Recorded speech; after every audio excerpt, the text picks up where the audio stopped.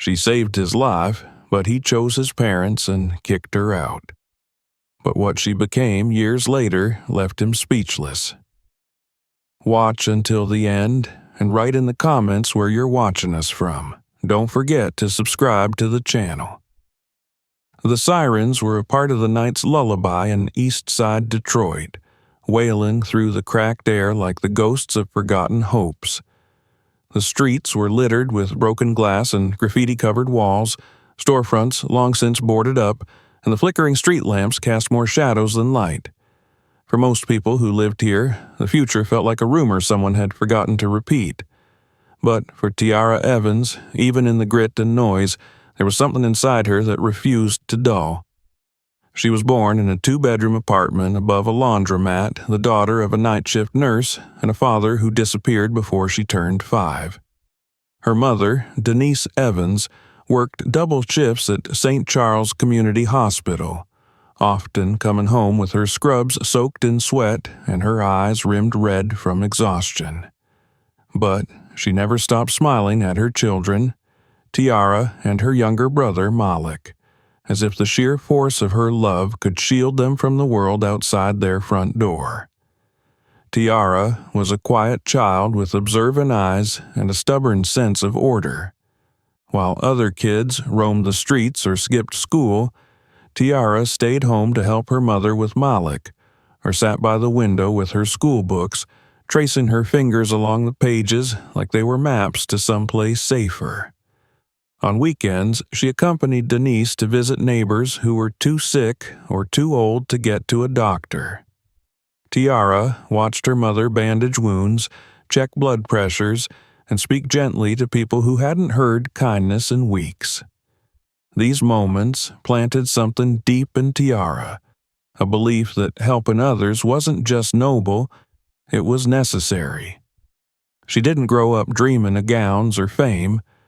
Her childhood was filled with ambulance sirens, overdue rent notices, and carefully rationed meals. But there was a fire in her, one that didn't flicker with the wind. In high school, she excelled in science and health classes, often staying after hours to quiz herself on anatomy terms and CPR procedures. Her teachers noticed her dedication, her persistence. Even those hardened by years of underfunded schools and crumbling morale whispered to one another that this girl might make it out. But Tiara never wanted to escape her roots. She wanted to change what making it meant, not running away, but coming back stronger, equipped with the knowledge and power to help her own. That clarity settled in her bones the day Miss Laverne, the 70-year-old woman from down the hall, collapsed in the hallway from cardiac arrest. The paramedics took too long. By the time they arrived, Miss Laverne was gone. Tiara, just 16 at the time, had stood there helpless, her hands trembling, her mind screaming for knowledge she didn't yet have. She blamed herself, and in that grief, she found her direction. Right after graduation, Tiara enrolled in a local emergency medical technician program. The classes were rigorous, the nights sleepless. She worked part-time at a diner, bussing tables until her fingers ached, and studied under the dim bulb in her shared bedroom late into the night. Her mother watched with pride and concern, always offering late-night cups of tea and whispered encouragements like, "The ones who save lives carry the heaviest burdens, baby. Just don't let it break you." By 21, Tiara had become one of the youngest full-time paramedics at the Detroit Emergency Medical Services. Her first shift was a blur of flashing lights, blood-soaked asphalt, and the overwhelming responsibility of being the first line between life and death. Her partner, an older medic named Richie, was skeptical at first. "You sure you're ready for this?" he asked as they loaded the ambulance at the start of their shift. "I wouldn't be here if I wasn't," she replied, her voice calm but steel-lined. That night, they responded to a gang shooting on Jefferson Avenue. Tiara knelt beside a young man barely older than Malik, his blood pooling beneath him as he begged to see his mother. She didn't flinch. Her hands moved quickly, wrapping gauze, applying pressure, talking to him in a steady tone that disguised her racing heart. They saved him. And Richie, after the call, looked at her differently. Still, the job wasn't just about medical skill. Tiara learned quickly that some people saw her uniform and still only noticed her skin. There were patients who refused to let her touch them, muttering under their breath about real doctors. Others assumed she was a nurse, or worse, the cleaning staff. One man spat at her boots. Another tried to grope her while she took his vitals. Through it all, Tiara kept her composure. She had long since mastered the art of swallowing her pride for the sake of duty. Her resolve was tested day after day as she navigated the broken arteries of the city. Abandoned houses where overdoses festered, schools where kids collapsed from dehydration, highways where twisted metal marked lives torn apart in seconds. She bore it all. Each call another thread in the tapestry of her strength. Then came the night that would change everything. It was just past midnight when the dispatch crackled with a code red, multi-car collision, possible ejection, coordinates near I-94, in a wealthier suburb where Tiara rarely ran calls. The roads were slick with rain, the windshield wipers struggling to keep pace as she and Richie barreled down the expressway. When they arrived, the scene was chaos. Flashing lights from police cruisers and fire trucks painted the rain in pulses of red and blue. A black SUV had skidded off the road, smashed sideways against a guardrail. Tiara could already see the shape of a body crumpled beside the wreck. She ran. The victim was a young white man, maybe mid-20s, his face bruised, breathing shallow. His legs were twisted at an unnatural angle, and blood seeped through his shirt from a wound in his chest. Tiara dropped to her knees in the mud, assessing him with practiced speed. Chest trauma, possible internal bleeding, airway compromised, she muttered, more to herself than to Richie. I need suction now. The man's eyes fluttered open for a second. There was pain, confusion, and fear. You're gonna be okay, she said firmly, inserting a tube, stabilizing his neck, starting compressions when his pulse dipped. The rain made everything slippery. Her gloves were soaked, but she didn't stop. In the back of the ambulance, she sat beside him the entire ride to the hospital, holding his hand while Richie drove. His name, she would later learn, was Luke Grayson. He was the son of Charles and Martha Grayson, a family name well known in Chicago's upper class, but to Tiara, he was just another life she had to fight for. By the time they reached the ER, the doctors were waiting. They took him in with brisk efficiency, and Tiara stood in the hallway, soaked to the bone, watching as the doors swung shut. You saved him, Richie said quietly, placing a hand on her shoulder.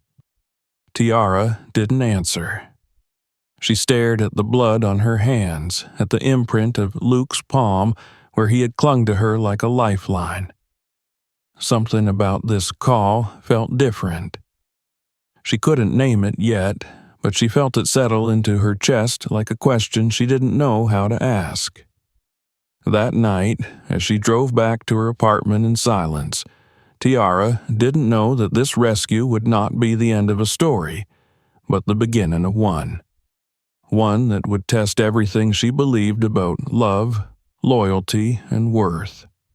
One that would pull her out of the depths of duty and into the unpredictable terrain of the human heart. And that journey, full of light, shadows, and painful awakenings, was only just beginning. The hospital waiting room was quieter than Tiara expected. After the chaos of the night before, the sterile air and muted beige tones seemed almost otherworldly. She hadn't meant to return that morning, but something in her had insisted. She hadn't even changed out of her uniform. Her boots still held the dried imprint of rain-soaked dirt, and her fingers bore faint streaks of blood no amount of scrubbing had erased. Yet, here she was, standing in front of the nurses' station at St. Catherine's, asking about a patient she technically had no reason to follow up on. "Luke Grayson?" she asked, her voice steady, though her stomach tightened. The charge nurse, a middle-aged woman with tired eyes, studied her for a second. Then, recognizing her name on the EMS report, softened. "He made it through the night. They've stabilized him, but he's still in and out. Trauma to the chest and spine. He's lucky you got him here when you did." Tiara nodded, thanked her quietly, and turned to leave, but something made her glance toward the double doors of the ICU before she walked away. She had no right to go in. No family, no clearance. And yet that face, pale and broken in the back of the ambulance, had etched itself in her memory.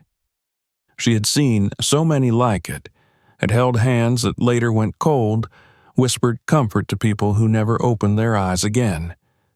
But Luke, he had looked at her, even if just for a second. And she hadn't forgotten it. She didn't return the next day.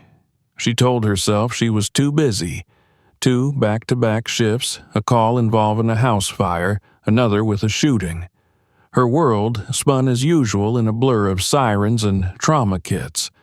But on the 3rd day, as she refilled supplies in the ambulance bay, her phone buzzed, an unknown number. She hesitated, then answered, "Is this Tiara Evans?" The voice was male, tired but clear. "Yes, who's this?" "This is Luke Grayson." She froze. His voice was steadier than she expected, though faintly strained, like every word required effort. "I got your number from the hospital records. I hope that's okay. I needed to thank you." She sat down slowly on the step of the ambulance, gripping her phone tighter. "You don't have to." "No, I do. You saved my life. I don't remember much, just flashes, but I remember your voice. You told me I wasn't going to die, and I didn't." There was a long pause.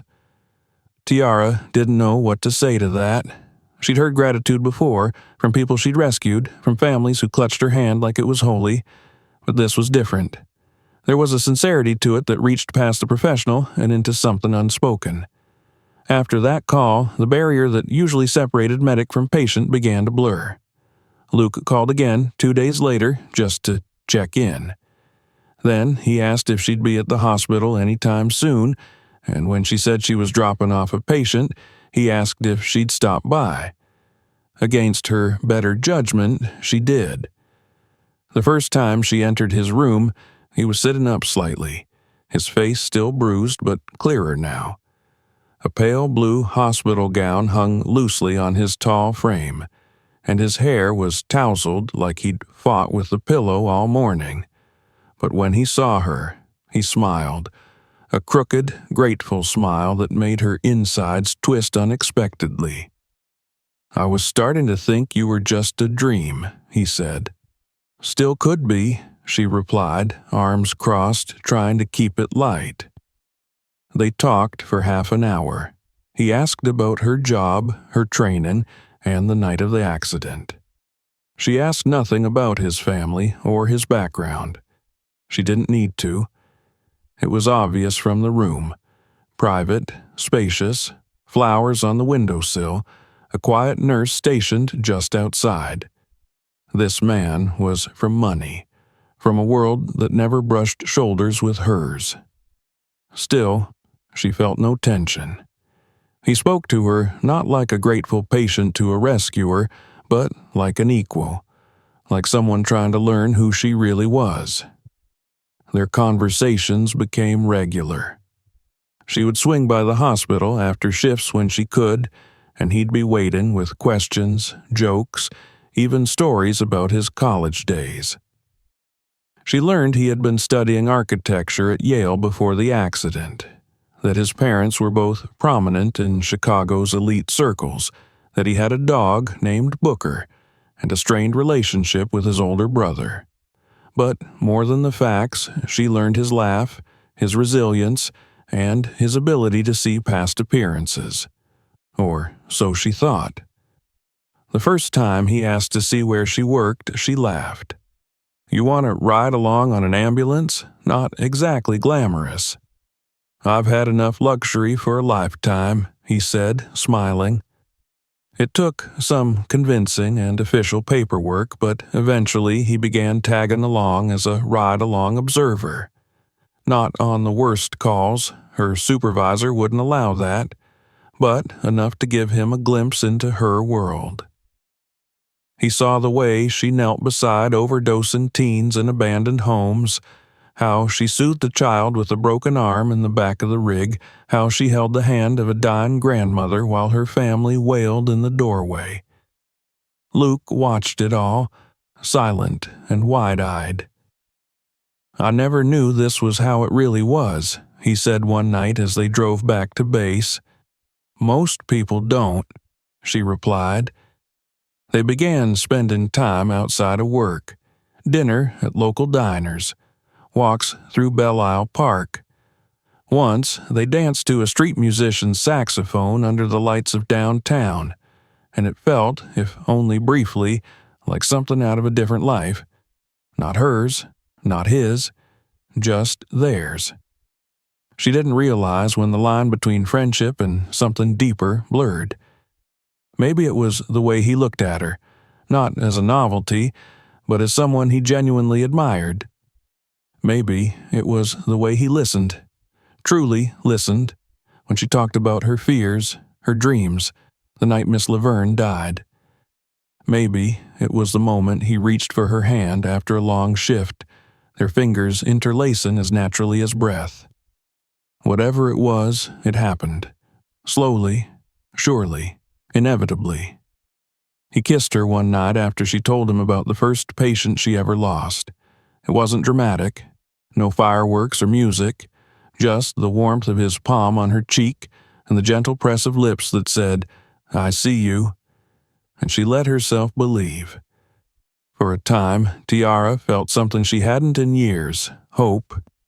She began to imagine a life beyond the ambulance, a life where she could be both healer and loved, where she didn't have to constantly defend her place in the world. She knew it wouldn't be easy. They came from different planets. But Luke made it feel possible. He talked about them moving in together, about introducing her to his parents, about starting fresh somewhere quieter, maybe even applying to school again. But the cracks were already forming. She noticed it first in the way his mother's voice turned clipped and formal when she called during one of their dinners. Then came the brunch invite that was later rescheduled, the family event she was not expected to attend. Luke brushed it off, said his parents were old-fashioned but that they'd come around. They didn't. When she finally met them, it was at the Graysons' estate outside of Chicago. Marble floors, chandeliers, a dining room longer than any hallway she'd ever walked. His mother, Martha, greeted her with a smile that never touched her eyes. His father barely looked at her.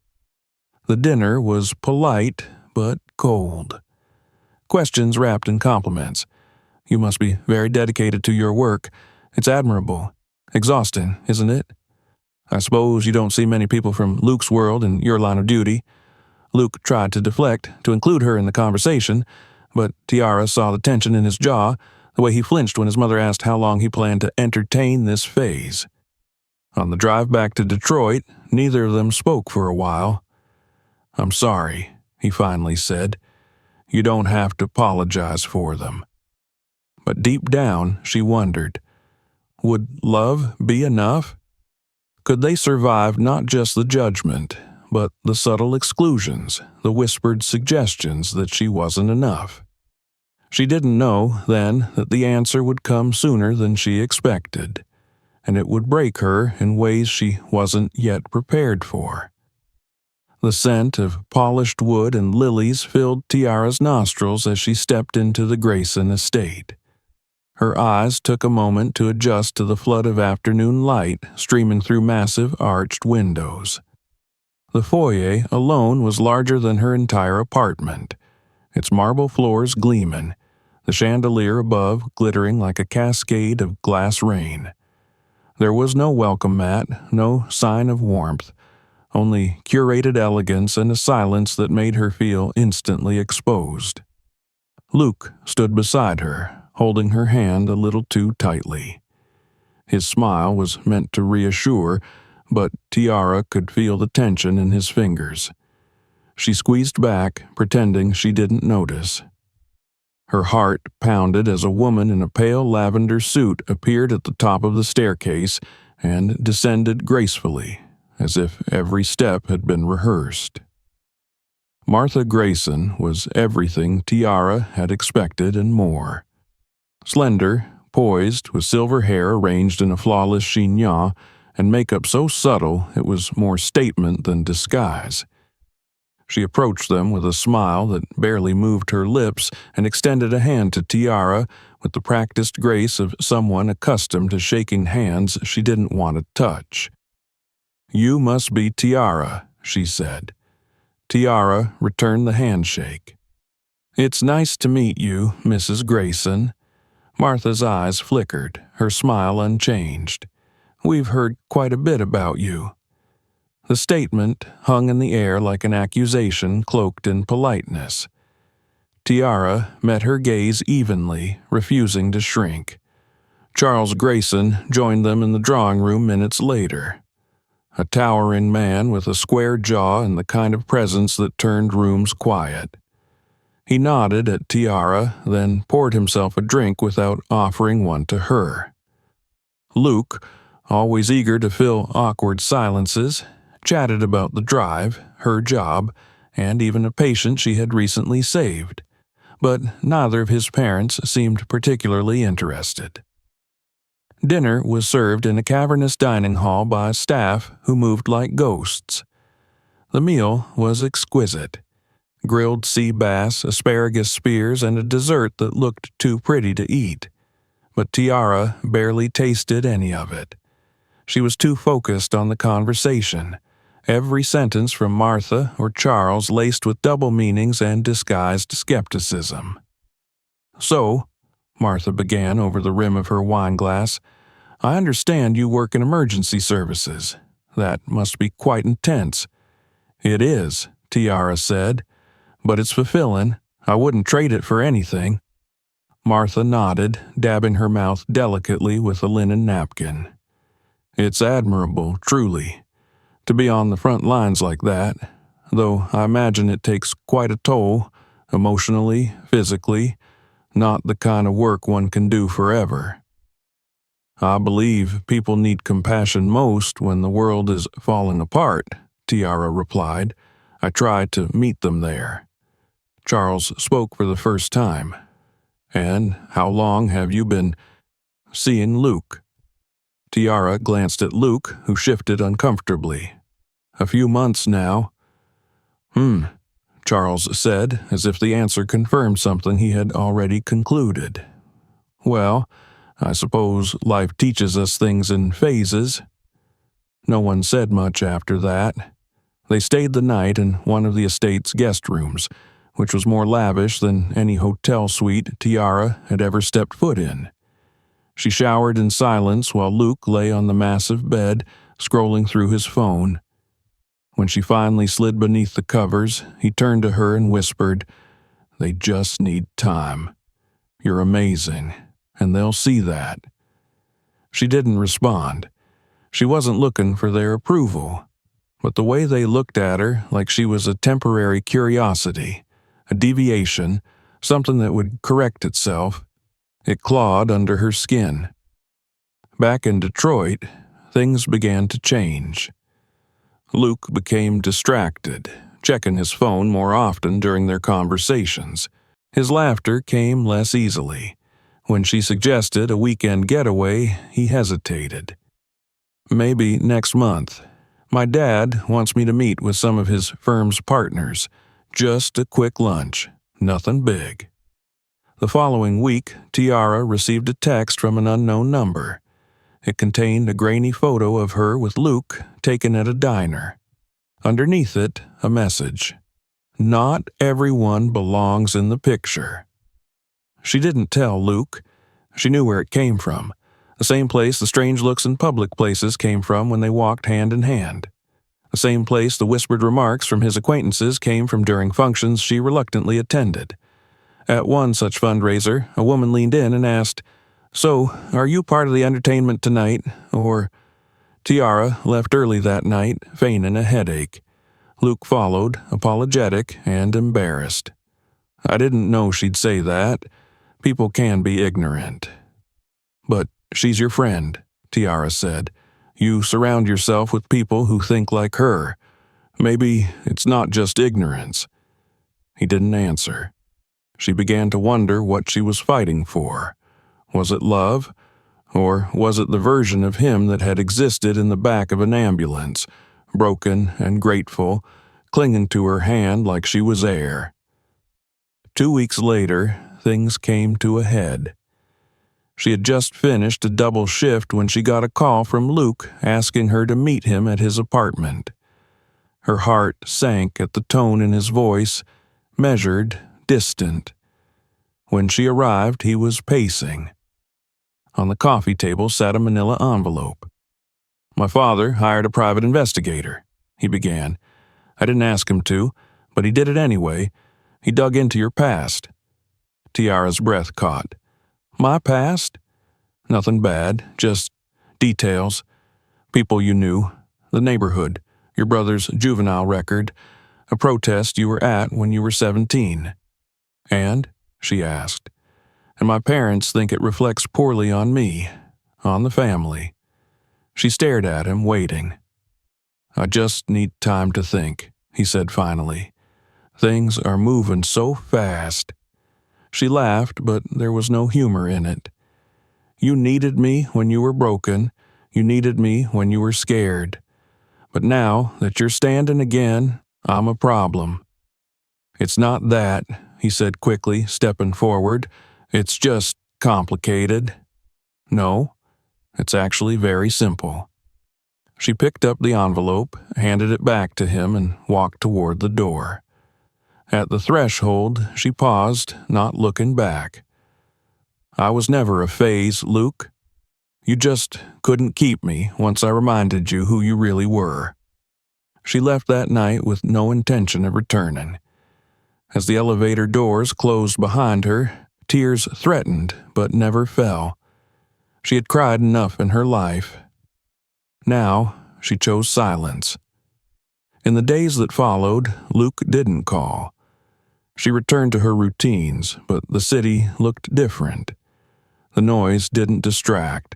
The work didn't numb. Every face blurred into another. Every saved life reminded her of the one she'd lost, not through death, but through fear.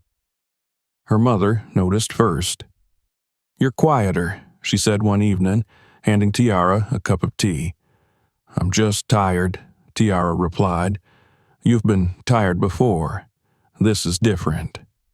Tiara looked at her mother's lined face, the same face that had smiled through poverty, heartbreak, and loss. Maybe this was the moment Tiara had to stop waiting for someone else to validate her place in the world. Maybe love wasn't something to be begged for, but something to be built within. The next morning, she woke early, walked through the neighborhood where she had been raised, and made a decision. She would move forward, on her own terms. Not as someone's exception. Not as someone's silent burden. Tiara Evans would rise, not despite the pain, but because of it. The mornings felt colder now, even in the heart of spring. Tiara would wake in the dark, not because of duty or a blaring call from dispatch, but because the silence itself was too loud. Her body still moved through the routines she had built over the years. coffee in the chipped green mug, checking her schedule, tying her boots, but her soul had detached. There was no Luke, no messages, no calls, no explanations beyond what had been said in that quiet apartment with the envelope on the table and the shame in his eyes. She didn't cry. Not at first. The pain settled low in her stomach, a constant, dull weight that refused to rise to the surface. Instead, it moved with her, into the ambulance, through the hallways of emergency rooms, across every street where the lights of the city flickered and blurred. Her partner on shift noticed the change. Tiara, usually sharp-eyed and quick with her hands, now hesitated. She double-checked vitals. She stared too long into the void between calls. Once, she forgot to lock the stretcher before a lift, and Richie caught it just in time. "Take some time," he told her, not unkindly. "Even warriors need to breathe." She tried. She went home early, took long showers, listened to music she used to love, but nothing cut through the numbness.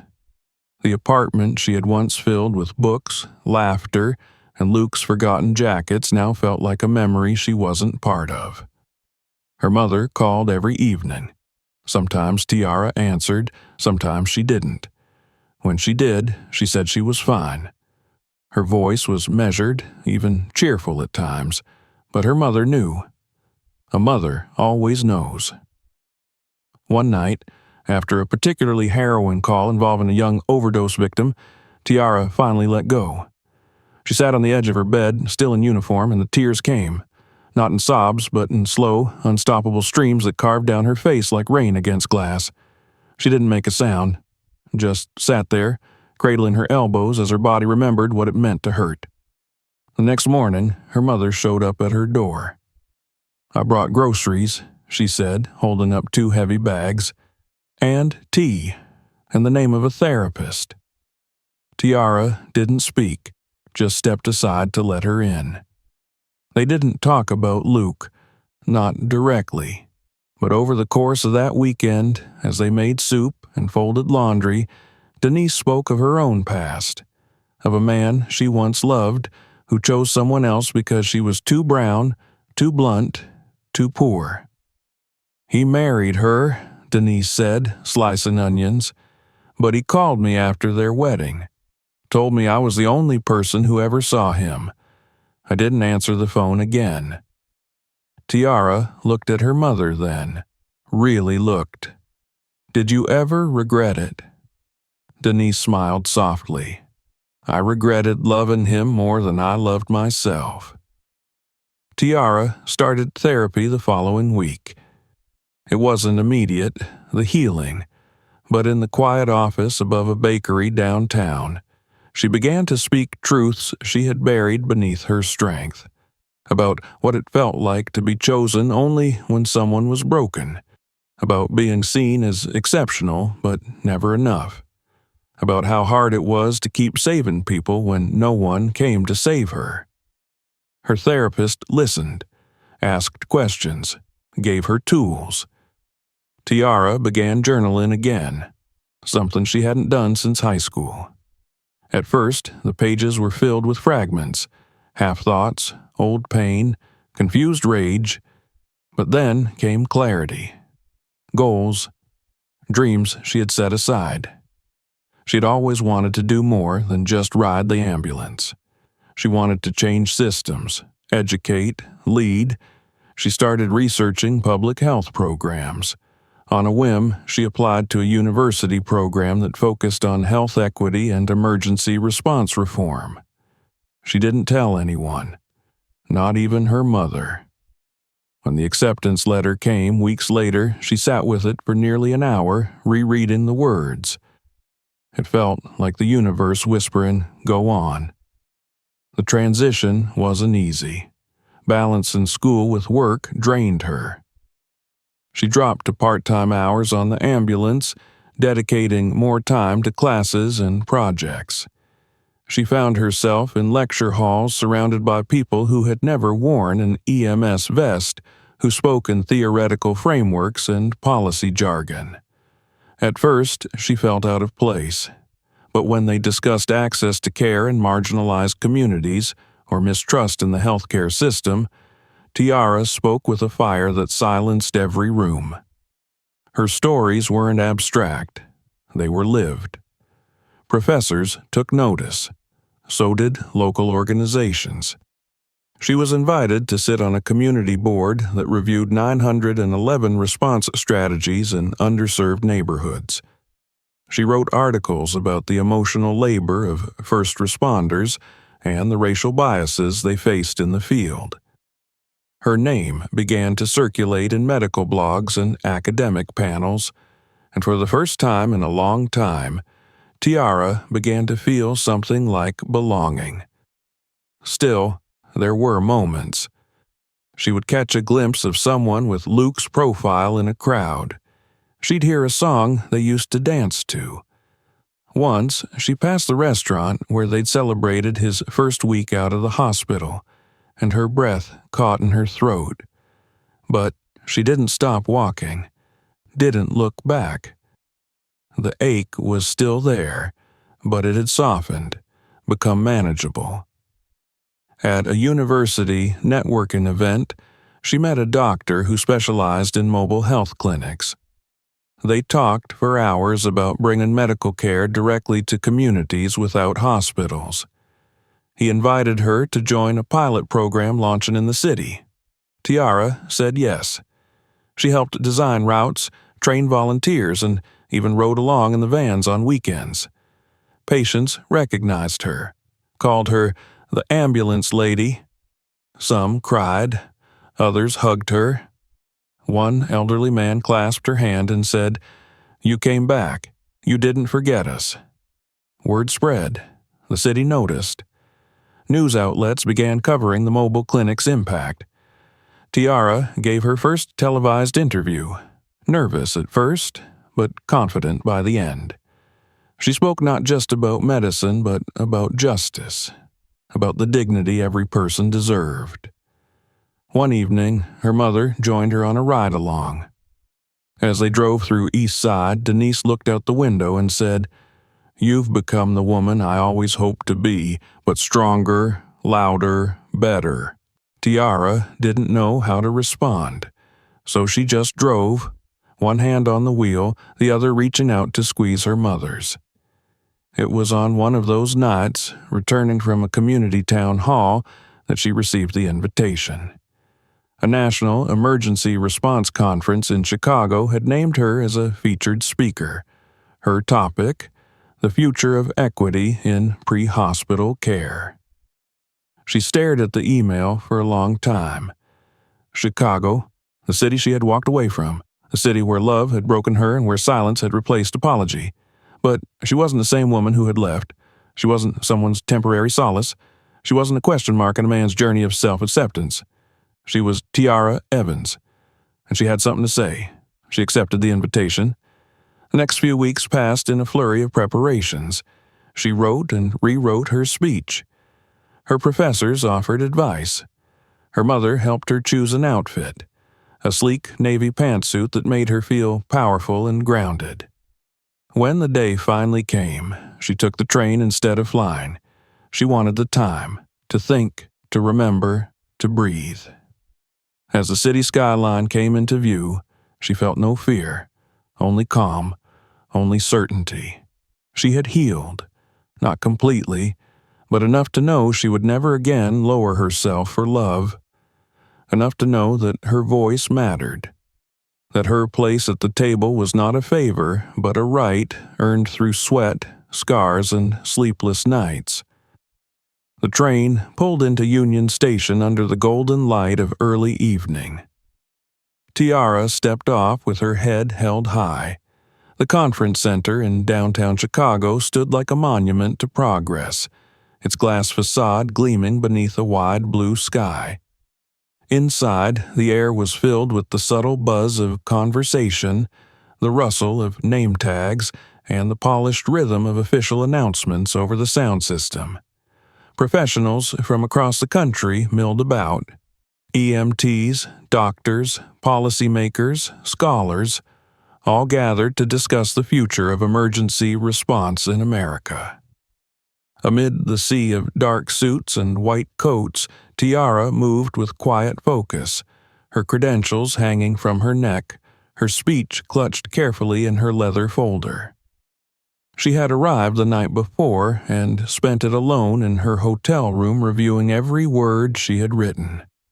Her room overlooked the city skyline, and though the lights danced just as they had when she had visited years ago, the view no longer haunted her. She had stood before worse things than a city. She had survived the shattering of her own heart and the slow, steady rebuilding of herself piece by piece. She wasn't here to prove anything anymore. She was here to speak. As she stood backstage that afternoon, waiting to be introduced, a subtle calm settled over her. She could hear the final applause for the speaker before her, then the familiar, clipped voice of the moderator announcing her name and title: Emergency Medical Technician, Community Health Advocate, Director of the Detroit Mobile Clinic Initiative. Tiara stepped onto the stage with measured grace, the lights warm on her face, the room vast but silent. Her eyes scanned the crowd. Some faces she recognized from articles and online panels. Others were strangers, but they were all watching, listening, and for the first time she felt no fear of being misunderstood, only the responsibility of truth. She began not with statistics, but with a story. She spoke of East Side Detroit, of a neighborhood forgotten by maps and policy, of the people she had treated on sidewalks and stairwells, of children who cried not from pain, but from hunger. She told them about Miss Laverne, about Malik, about the boy whose mother had overdosed while he clung to her in a broken hallway. Then she shifted to the systemic problems, of how emergency services often arrived too late, of how funding was funneled away from places that needed it most, of how first responders of color, especially women, were doubted, dismissed, or diminished. She spoke of what it meant to wear a uniform and still be asked, "Can I speak to the real medic?" She spoke of the emotional labor, the moral injuries, the nights spent questioning her worth because someone else couldn't see past her skin. And then she spoke of solutions. She outlined the mobile clinic project, how it brought health care to doorsteps, how it educated, employed, and empowered. She shared data, reduced ER visits, increased community trust, higher follow-up rates, but more than that, she shared hope. Her hope. That if the people in that room, the ones with power and voice, chose to act with courage instead of comfort, real change could take root. When she finished, there was a moment of silence. Then applause. Not polite, but thunderous. She exhaled, chest trembling with something close to release. She stepped off the stage and into a stream of congratulations. People shook her hand, asked for copies of her speech, invited her to speak at future events. A woman from a national EMT association asked if she would consider joining their board. A professor from Harvard offered her a fellowship. Her phone buzzed non-stop with new messages, new invitations, new possibilities. But amid the swell of praise, she saw him. Luke stood near the back of the room, near the coffee table where sponsors chatted in low voices. He hadn't aged much, but his eyes had lost their youthful certainty. He wore a plain navy suit, a little loose at the shoulders, and his hands were tucked nervously into his pockets. Their eyes met. For a long moment, neither moved.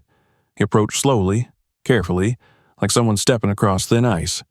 "You were incredible," he said, stopping just short of touching her.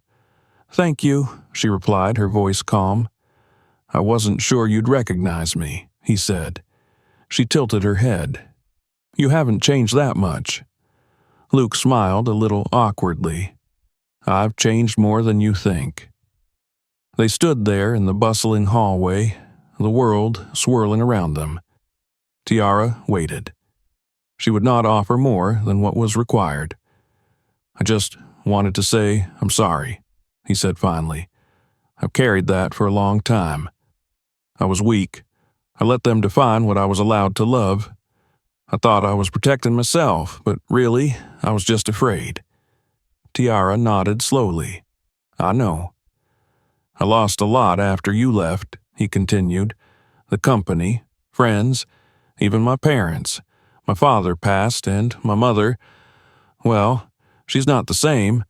I thought I had everything figured out, but I didn't even know who I was without them." "And now?" she asked. "I'm figuring it out. I volunteer now, actually, at a clinic on the south side. It's not much, but it's something." She searched his face. There was no mask of pride or self-pity, just vulnerability. The version of Luke she had once loved lived in his eyes, softened by time and humility. "I'm glad you're helping people," she said. He looked at her, something almost pleading in his voice. "I just wanted to see you again, to know you're okay." "I'm more than okay," she replied. "I'm exactly where I need to be." They stood in silence for a moment longer. He stepped back, giving her space, understanding that there would be no return, no rekindling of what had once been. "I won't bother you," he said. "I just wanted you to know I never stopped being grateful." Tiara nodded once more. "Take care of yourself, Luke." "You too, Tiara." He walked away without asking for her number, without making promises. Just a man finally understanding what it meant to lose something priceless. She turned back to the reception hall, the noise and motion returning to her senses. A young EMT approached, wide-eyed, asking if she would sign a copy of the event program. Tiara smiled and did so, her signature bold and even. That night, she returned to her hotel, took off her heels and stood barefoot at the window overlooking the city. The streets pulsed with life below, but she didn't feel small anymore. She didn't feel erased. She took out her phone and opened the draft of her next article. Its title, From Responder to Reformer, How We Rebuild Trust in Care. She began typing, her fingers steady. Behind her, the night hummed, but inside, a stillness settled. She was no longer someone who carried pain quietly. She had found her voice, and the world was finally listening. When Tiara stepped off the train in Detroit the next day, the city felt warmer than she remembered, though the wind still carried that hint of iron and asphalt that always reminded her of her roots. The platform was nearly empty, just a few travelers wheeling their luggage toward waiting cars. She didn't wait for a cab or call a rideshare. Instead, she walked. Her steps were slow, not out of fatigue, but out of reverence. This was where everything had begun, her life as a medic, as a woman who had once mistaken silence for strength, as someone who had learned the hard way how to rise after a fall.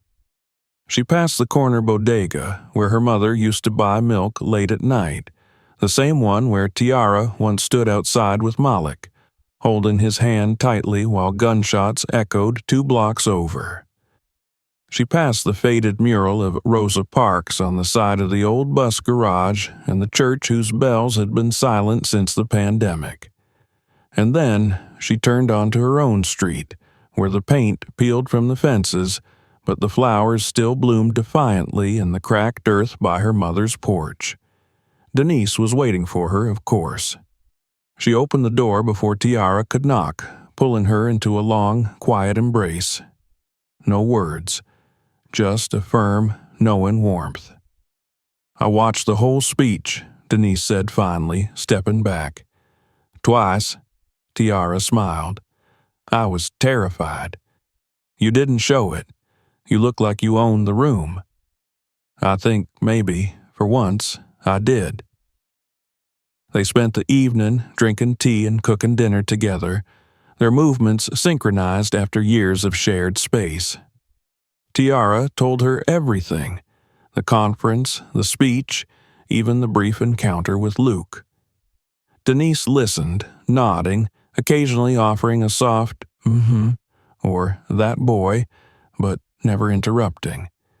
When Tiara finished, her mother simply said, "I'm proud of you, not for surviving, but for choosing to live."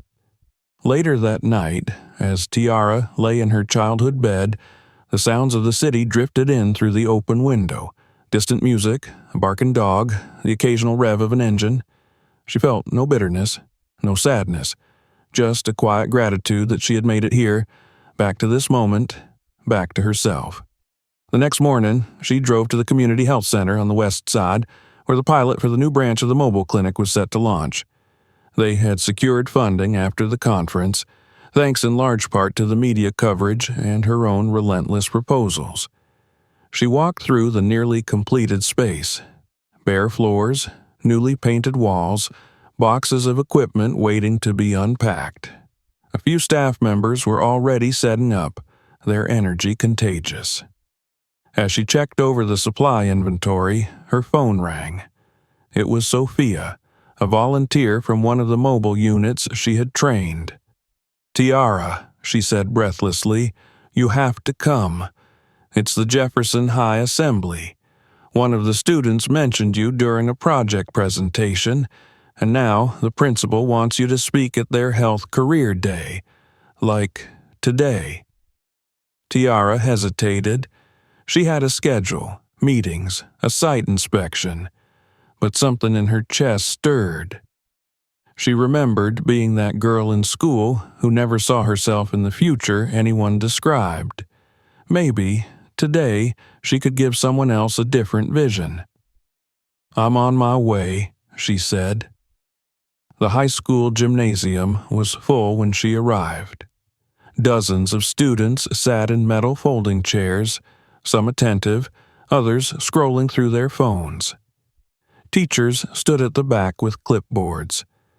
The principal introduced her, mispronouncing her last name slightly, but beaming with pride. Tiara walked up to the podium with no speech, no notes, just instinct.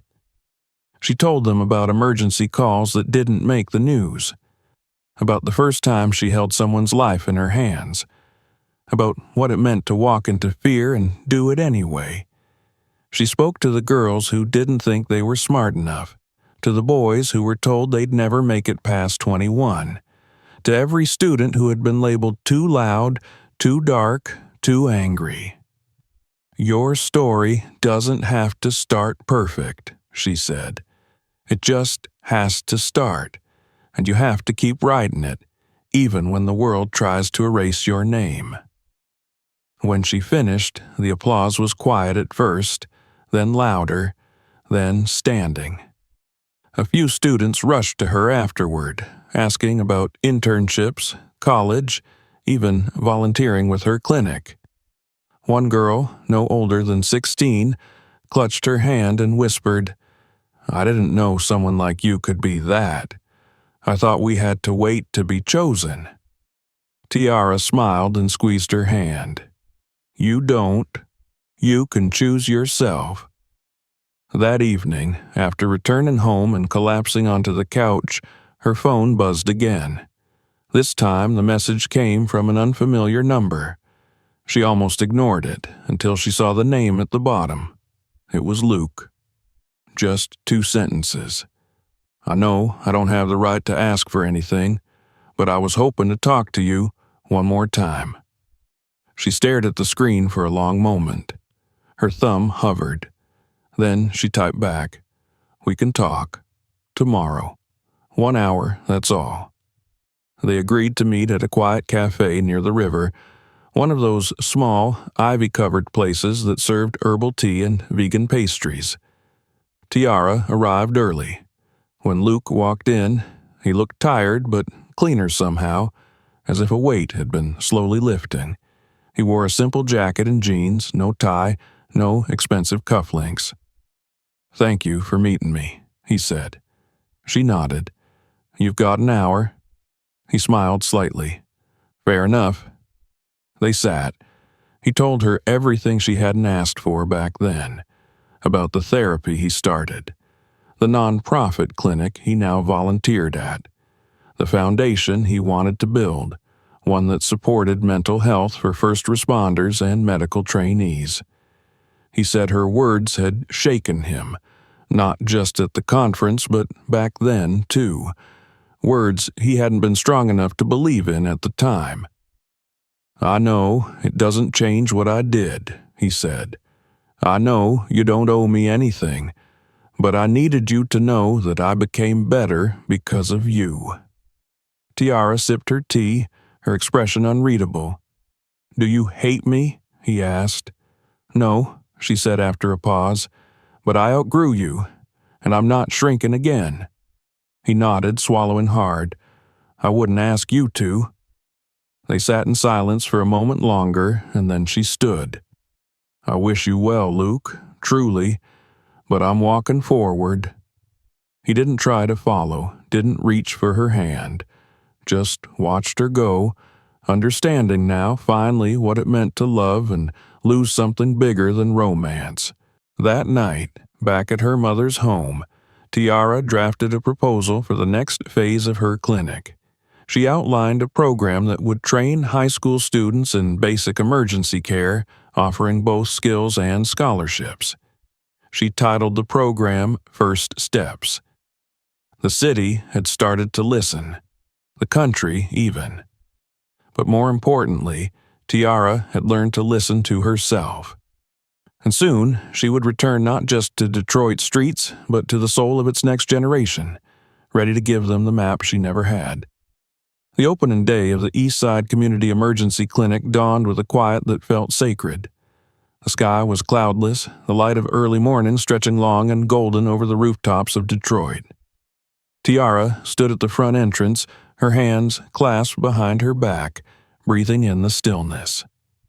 The building that now stood before her had once been an abandoned strip mall with broken windows and a collapsed roof. Now it bore the name she had chosen with care: the Evans Center for Emergency Care and Health Equity. The letters gleamed above the glass doors in clean, strong font. Inside, the space was alive. Volunteers moved briskly, setting up stations, double-checking medical supplies, wheeling gurneys into place. The walls were painted in soft, calming tones, and sunlight poured through the skylights onto polished floors. The reception area held a mural commissioned from a local artist. Bright strokes of blue, green, and gold forming the silhouette of a medic reaching down to lift another. Beneath it, in quiet, defiant print, the words, "We are not what they say. We are what we choose." Her mother arrived just after 8, wearing her nurse's scrubs like she'd never taken them off. Denise had refused to retire, even unofficially. She now ran the clinic's community outreach program, coordinating with local churches, shelters, and youth centers. When she hugged Tiara, it was with the arms of someone who had weathered every storm and still found the strength to build. "Place looks good," she said, eyes scanning the room with quiet pride. Tiara smiled. "It's a start." By 10, the ribbon-cutting ceremony was underway. City council members, school principals, even a few hospital administrators stood among the crowd. But more important were the people from the neighborhood. Mothers with babies on their hips, teens in the school jackets, elderly men leaning on canes, watching with guarded hope. Tiara didn't prepare a speech this time. She stood in front of the crowd, microphone in hand, and simply spoke from where it hurt and where it healed. "This clinic," she said, "was born out of pain, out of the cracks in a system that forgot neighborhoods like ours. It's built not just with bricks and funding, but with memory, with every life lost that didn't have to be, with every call that came too late, with every hand I held when someone said I didn't think help would come. We're here now, and we're staying. Applause followed, not polite but earnest. And when the ribbon was cut and the doors opened, Tiara stepped aside and let the community enter first. Over the next weeks, the clinic became more than a place of care. It became a hub, a meeting point for those who had long felt scattered. People came for more than medical attention. They came for conversation, for guidance, for safety. Tiara found herself mentoring not just patients, but students, young girls who followed her with wide eyes and whispered dreams of becoming doctors, medics, nurses. One of those girls was Malia, a 15-year-old from Jefferson High with a knack for science and a fierce sense of humor. Tiara invited her to shadow the clinic staff during weekends. Malia arrived early, stayed late, asked questions most adults wouldn't think to ask. When Tiara gave her a stethoscope, the girl cried and whispered, "Now I feel real." The First Steps program took off faster than anyone anticipated. Within 2 months, over 50 students from 5 local schools had enrolled in emergency aid courses. They learned CPR, wound care, crisis response, and more. Tiara partnered with local paramedics and nurses to lead classes, blending textbook knowledge with street experience. Every Saturday, the sound of laughter, rapid-fire questions, and the rhythmic beat of CPR dummies filled the training room. Her days were long, her inbox constantly full, but for the first time in years, Tiara didn't feel like she was burning out. She felt lit from within, ignited not by adrenaline but by purpose. She found joy in the small things: a boy who stopped stuttering when explaining a procedure, a grandmother who brought homemade soup for the nurses, a graffiti artist who painted the clinic's side wall with a vibrant phoenix rising from rubble. One afternoon, as she wrapped up paperwork in her office, a knock came at the door. Malik entered, taller now, broader, wearing the uniform of the city's new EMT recruit class. He grinned and held up his certification card. Guess who passed his exam? She hugged him tight, burying her face in his shoulder, pride swelling so large she thought she might burst. He would be riding out next week. The boy, who once waited by the window for his sister to come home, was now going to be the one someone else prayed for in a moment of crisis. "You know, I'll be checking your reports," she teased. "Bring it on," he said. "I had the best teacher." That night, she sat on the clinic's rooftop garden, a small green space funded by a neighborhood grant. The city stretched out before her, bruised and beautiful. She thought of all the roads she had traveled to get here: the ambulance routes, the hospital halls, the lonely train rides, the empty corridors of someone else's wealth. She thought of Luke and how she no longer needed to think of him at all. Her phone buzzed. A text from Malia. "I got accepted into the pre-med summer camp. They said my essay about the clinic made them cry." Tiara replied, "You're going to change the world." A second message followed. "Only if you keep leading the way." She leaned back, looking at the stars just beginning to pierce the sky. Her mother joined her minutes later, handing her a cup of ginger tea. "Think we did enough?" Denise asked. Tiara smiled. "I think we're just getting started." In the quiet, they sat side by side, 2 generations of women who had never asked permission to be strong. Around them, the city breathed, the clinic lights glowing steadily below, the buzz of hope settling over the streets like evening mist. Tiara didn't know what came next. More grants, more programs, maybe even expansion into other neighborhoods. But she no longer feared the unknown. She had built something unshakable. A legacy rooted not in perfection but in resilience, and showing up, and not giving up, and choosing over and over again to stay. And in that moment, under the soft hum of Detroit's evening sky, Tiara Evans knew this was her light, and it would never go out. If this story moved you, don't forget to like, subscribe, and share it with others. Watch our next video for more powerful stories like this one.